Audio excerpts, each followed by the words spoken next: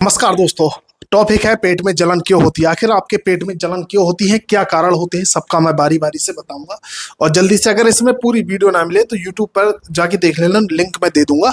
तो पेट में जलन क्यों होती है दोस्तों, हमारे पेट में एक एसिड होता है जिसका नाम होता है HCl। HCl का क्या काम होता है, हाइड्रोक्लोरिक एसिड का। इसको भोजन को छोटे छोटे टुकड़ों में और सरल टुकड़ों में तोड़ता है और प्रोटीन को पचाने में एंजाइमों को जैसे पेप्सिन को सक्रिय कर देता है। जब सक्रिय कर देता है तो आराम से पच जाता है। और क्या करता है, HCl जीवाणुओं को नष्ट करता है। कोई भी बैक्टीरिया होता है पेट में तो उसको नष्ट कर देता है। इसका पीएच होता है दोस्तों 3.5। नॉर्मल का आपको बताऊं, एसिड का वो क्या कहते हैं, तेजाब का, उसका 0 से 2%। आप सोचिए आपके पेट में कितना बड़ा तेजाब भरा है।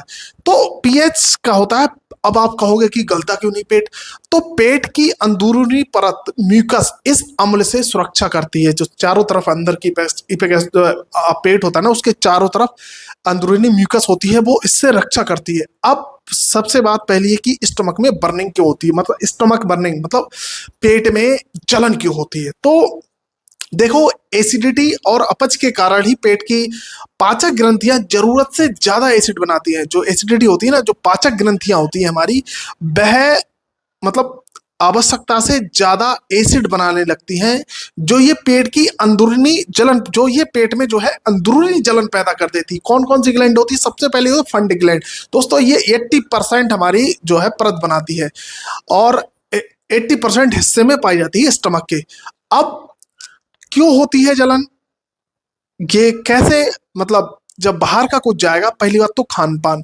सबसे ज्यादा आपको खान पान पर लिमिटेशन करना है। खान पान क्या खा रहे हैं, स्पाइसी तो नहीं खा रहे हैं, बहुत ज्यादा ऐसा एसिडिक तो नहीं खा रहे हैं, तो बहुत ज्यादा मीठ तीखा या बहुत ज्यादा स्पाइसी तो नहीं खा रहे हैं खान पान।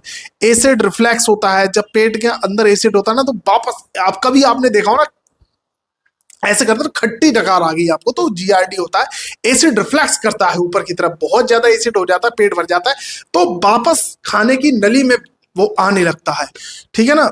अब एसिड और कब बनता है, दूसरे नंबर पर खाली पेट। जब आप खाली पेट हो गए तो भाई साहब एसिड बहुत बनेगा, इसलिए आप कभी भी खाली पेट ज्यादा ना रहे। अगर आपको एसिड की परेशानी है तो हर 2-2 3-3 घंटे पे कुछ भी ले लीजिए, चाहे एक बिस्किट ले लीजिए, है ना। और दवाइयां, कुछ दर्द की दवाइयां ऐसी होती हैं, आप जैसे सर के दर्द की गोली खाई, वो गैस्ट्राइटिस पैदा करती है, तो उससे भी बहुत ज्यादा तेजाब बनता है, पेप्टिक अल्सर होता है। अगर आप धूम्रपान और शराब करते हैं तो ये भी बहुत ज्यादा एसिड पैदा करता है। एसिड को न्यूट्रलाइज कौन करेगा, सबसे पहले तो आप जाके पेंटॉप खा लोगे। अगर आपके पास घर में कुछ ऐसा है और आपके जलन पड़ रही है तो सबसे पहले क्या करेंगे, घर में तो रखता नहीं, वैसे तो रखने लगे, तो सबसे पहले आप एक देसी नुस्खा बता दे रहा हूं मैं ना।